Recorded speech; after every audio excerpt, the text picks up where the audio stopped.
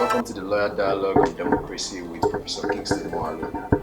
So, I am Toby Adibowale, the team lead for Lawyard, and here is Banke Ilori, the managing editor for Lawyard, and we're sitting with Professor Kingsley Moghalu, the 2019 presidential candidate of the Young Progressive Party, and today we'll be discussing the future of Nigeria's democracy, Professor Moghalu's role in contributing to that future, and his other plans for Nigeria.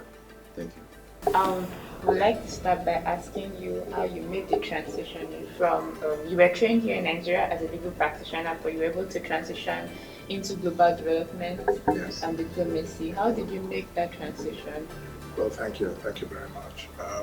I studied law at the University of Nigeria in the mid-80s, and after that I worked, first of all, my youth service was as a legal officer with the Shell Petroleum Development Company in Lagos. And it was a very serious year of serious legal work in Shell. After that, I served as general counsel for Newswatch.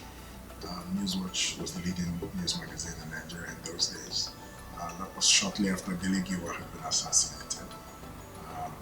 So I was there for 3 years, and then I got involved in a combined career of law and journalism, because I started writing as well for Newswatch, their legal, I became their legal correspondent as well.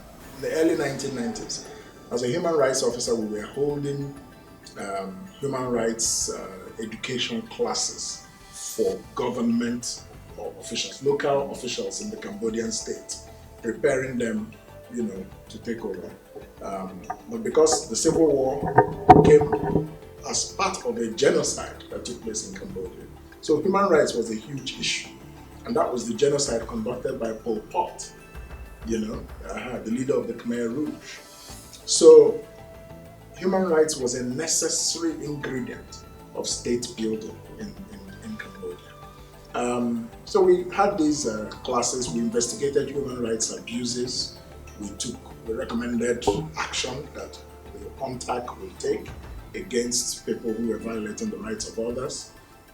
There were some interesting and humorous moments. There was a man who came to our office and reported that his wife was beating him and abusing his human rights. It was also investigated. Then just being in Rwanda, in Cambodia, in the beginning, I was staying in a hotel when I arrived.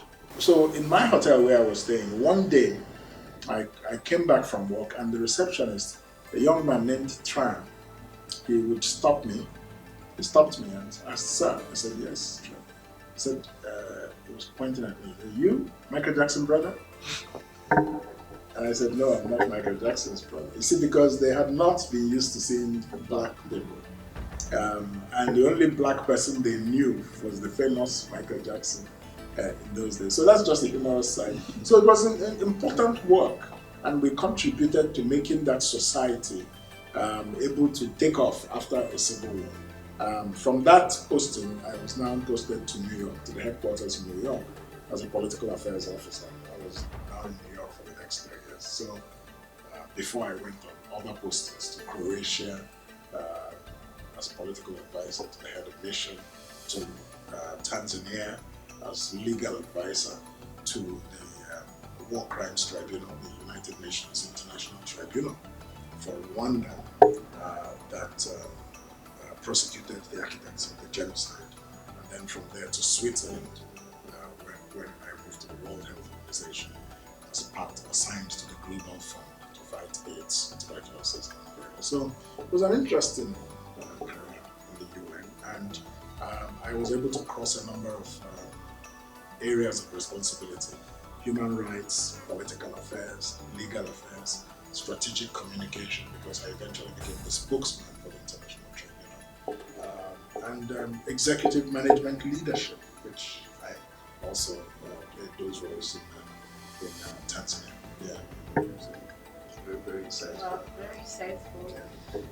You attended the London School of Economics for my PhD. Yes, Yes, PhD. You also attended the Fletcher School. Yes, my master's. Okay, masters. How did this influence your political and economic worldviews over time?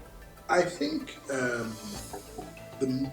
now, career-wise, being an alumnus of the Fletcher School of Law Diplomacy was the most decisive influence on my career, because in the UN there were lots of people from the Fletcher School who were very high up and so on. The Fletcher School just has a very strong alumni. But in terms of my worldview, in terms of how I perceive the world today, and my decisions based on forming that worldview, it was the London School of Economics that played a decisive role there, because when I was doing my doctorate at the London School of Economics, I read a book called The Anarchical Society, a study of order in world politics, written by Hedley Bull. And after reading that book, the scales dropped from my eyes. And after reading that book, gradually, it was only a matter of time before I left the UN. You know why? Before I had this intellectual experience, I had a rosy view of international relations, human rights, international peace, the UN is wonderful. I'm not saying it's bad. It's a useful organization. But, it was a little bit of a naive worldview of international relations. My doctorate, reading Hedley Bull's Anarchical Society, explained the real nature of the international society to me. And I came to understand from an intellectual level, and then I applied it to the practical, what I was seeing in my career, and it answered a lot of questions I had. Hedley Bull explained that we have 3 epochs in world history. The period when we had what we call an international system. This was in centuries past. States were strictly on their own. They related to other states on the basis of diplomacy or trade, but sovereignty was absolute. Then the period when we started having what we call an international society, starting from the 1880s, when the Universal Postal Union was created, and globalization, the golden age of globalization, when the world began to shrink in terms of distances and people could connect to themselves in various countries much faster. Remember that in 1835, Samuel Morse had invented the Morse code, so the telegraph, and with that, between the telegraph and the steam engine that Thomas Watt invented in 1775, that now began to drive what do you call it, trains. You see what I'm saying? The world began to shrink. So this era was an era of closer interaction between countries, but at the same time, they were competing while they were cooperating. And so you now had international organizations like the League of Nations and eventually the United Nations. And countries come to these organizations to find a solution to global problems, right? So it's a society. But at the end of the day, there is still something of anarchy, because those countries are still trying to be dominant, especially the powerful ones. So it became clear to me that even the United Nations system was dominated by the Western powers, and now China and Russia, and that they are the real, but before I come to that, the third phase is what is now called the international community. And I want to tell you that after I studied Hedley Bull, I found out there really wasn't an international community. It's an aspiration. An international community is where countries are their brothers' keepers. There's like Civitas Maxima, a brotherhood of mankind. And sovereignty is seen to be suppressed, and human rights, if you commit genocide in a country, you cannot say, because you're in your country, you can kill off the people you don't like. Other countries will become interested and involved and so on. So there is this tension between the international society and the so-called international community. And I understood that the international community in reality is the heavy hitters, United States, Britain, the powerful countries but they do things and they say it's in the name of the international community. The African countries, many of whom cannot pay their rent at their mission offices in New York, are they really members of the international community? You know, they're passengers in reality, because they don't have the economic power at home to be influential in the world. So I understood that global power depends on national power. That is to say, are you economically a wealthy country? Do you have a powerful military force? If you have these two things, you are a power in international affairs. You may even be poor, but if you manage to produce a nuclear weapon, you will be taken very seriously. That is how people like Pakistan and India, they are also powers in the world. So, therefore, the experience, the intellectual experience I had at the London School of Economics was like scales dropping from my eyes. After this, and while this was happening, I began to see power and influence shift from global organizations to non-state actors. People like Bill Gates were becoming so influential because they had these foundations and had a lot of money, and they were influencing a lot of activities in the social space, in the humanitarian space. And so you began to see, then you saw also the rise of the private sector as a major actor in international affairs with globalization. So the influence of states was kind of declining. So I felt that the future lies in, the rise of the private sector, non-state actors. So I decided I would go into the private sector. So I resigned from the UN and set up my own consulting firm called Sogato Strategies in Geneva, Switzerland. And that firm was advising companies doing business in developing countries, in emerging market countries in Africa, on how to manage their risks and their strategy. So this is how my worldview affected my career, because by this time, though, I had come to the top. I had come into the director rank in the UN, which was the highest career rank. And I have served on a special assignment appointed by the Secretary General, Kofi Annan, at the time, as an Under Secretary General and a member of the redesign panel on the United Nations Internal Justice System. So I had a 17-year career that was quite fulfilling, very busy, very demanding, but my interests had now begun to shift to other things. And that interest shift came largely from the intellectual epiphany I had from doing a doctorate at the London School of Economics. So this is how my worldview, as it is today, was shaped. It was shaped by my doctoral dissertation at the LSE and my research for it. And so today, I am much more on the realist spectrum of international affairs than on the liberal side of it as such. Yeah. So talking about the shift in perception, and one of the areas of interest that you are now looking at, of course, is strengthening Nigeria's political process. You also sought to participate in that process. Nigeria is presently celebrating 20 years of democracy. How will you assess the level of institution building that we have accomplished in the last 20 years of democratic growth? Well, I think, institutions are very important for functioning democracy. I think that we have tried to make some progress in building institutions, especially during the years of Obasanjo's presidency, the first 8 years. A number of institutions were established, like the EFCC, EPE,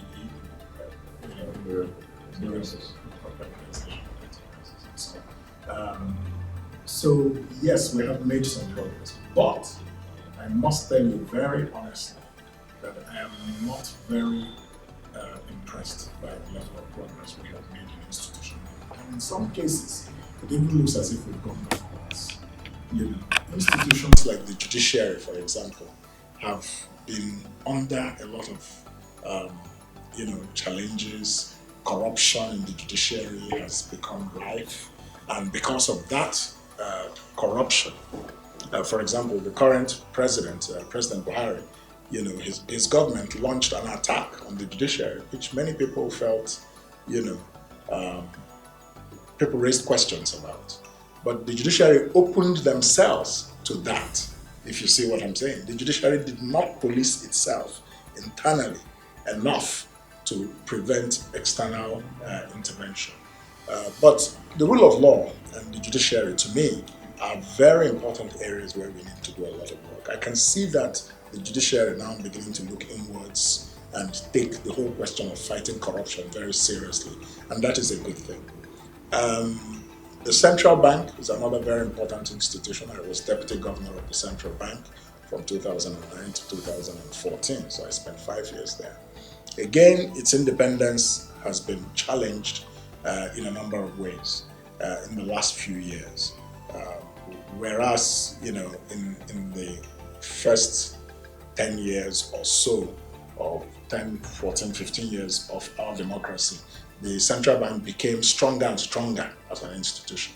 But there are those who question its independence today. Look at the EFCC. People wonder whether the EFCC has become a tool for political vendettas. Is it really pursuing crimes across the board, regardless of who has committed them? So there are serious questions about the state of Nigeria's institutions today. And therefore, our democracy has not, even the democratic process itself, we know the election process. The election process itself is very severely challenged. So we're a democracy in name, but I think we need to become a much more serious democracy in terms of the real meaning of democracy. The vote of the people counting, not when you have to wonder whether it's, or like Stalin said, it's not the people who vote that count, it's those who count the votes. When you're in that sort of situation, you have to wonder whether you're actually in a real democracy. So there's room for development, a lot of room. Yeah. So in improving that system, what are the things that you think Nigeria can immediately do in the next 4-5 years, perhaps, or the next 2 election cycles? The two things that democracy. The two things that need to be done. The first is electoral reform. I believe that Nigeria's electoral system needs a fundamental overhaul. And I believe that unless and until we move Nigeria's democracy to electronic voting, so that immediately you vote, your vote counts, and we remove all these layers and layers of party agents, presiding officers, all this and all that, those things leave a lot of loopholes because of the Nigerian factor, and where people are poor and votes can now be monetized. You again have to ask yourself if this is a real democracy. We saw what happened in the last elections. There was a lot of vote buying, massive buying of votes, especially by the 2 big parties. So I think that electoral reform is just job number 1. Number 2 is that we have to educate our citizens politically. Political education is very important in this country. And it's not only for people who are functionally illiterate. No, you can be politically literate even if you're functionally illiterate. Because after all, who has the political consciousness to vote in Nigeria? It's mostly those so-called illiterates. Our educated people, quote unquote, are the most politically apathetic. They don't vote. So they need political education just as much as the people in the villages. So the middle class in Nigeria has abdicated its responsibility to lead change and reform. Instead, they've sided with the corrupt political class for economic opportunities, and therefore they don't bother about politics. And because they don't bother about politics, there's nobody to guide the people at the lower level of the society, the people in the villages and so on, about this is how things should go. So electoral reform, number 1, political education alongside it also is job number 1. And number 3, if I may add, is that our citizens in this country have also abdicated their own power as citizens. They leave it to the politicians. They feel as if they're slaves. Oh, well, what can we do? You can do something. Your vote counts. If you decide to exercise that right and you do it in numbers that are large enough, you can send a message. But our citizens don't understand that they have the ultimate power and they have allowed the politicians to have power over them, whereas they are supposed to be the bosses of the politicians, not the other way around. So the problem with our country is not just leadership. The followers, the citizens, are a big part of the problem. Because even when you want to change this system, you find those citizens, because they've abdicated their own power, they'll keep gravitating towards what we have always had. And therefore, we keep getting the same results as we have always had. So in essence, citizens must take Citizens must take charge by exercising their ballot, their votes, in a manner that suggests truly that they want a change. If you keep complaining about the system, but you keep voting for the problem instead of voting for the solutions, you're not honest. Bishop Banker has a question. Interesting perspective. Sure. And there has been a conversation with respect to restructuring Yes. the country and this current democratic dispensation. And when we examine that with respect to the ability of referendum, the question arises, what's your opinion with respect to this conversation concerning restructuring? Well, I believe that Nigeria, as it is currently structured, will have a very difficult time fulfilling our potential as a country and as a nation. Restructuring is not something that is helpful. It is something that is essential. Nigeria is a big multi-ethnic country, 200 million people. We call ourselves a federation, the Federal Republic of Nigeria. But our constitution is not truly a federal constitution.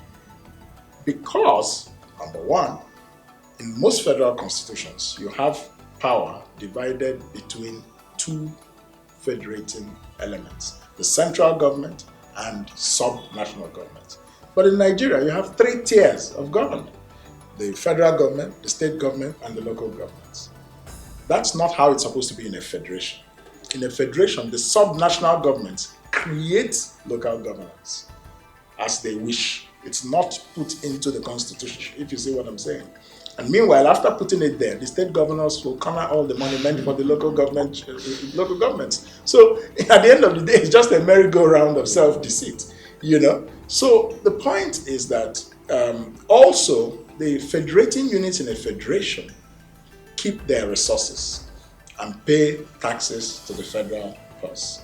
That's the way a federation should be. In Nigeria, it's not that way.